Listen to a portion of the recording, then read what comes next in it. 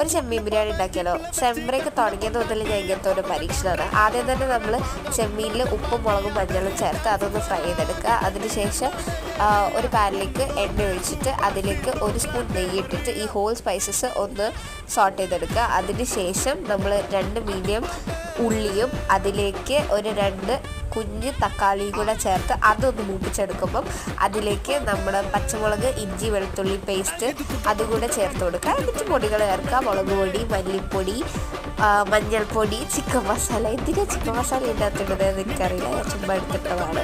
അതിനുശേഷം കരിവേപ്പില ഇടുക, ആവശ്യത്തിന് ഉപ്പ്, മല്ലിച്ചപ്പ് കുറച്ച് ഇടാം കേട്ടോ, കുറച്ചധികം ഇടാം.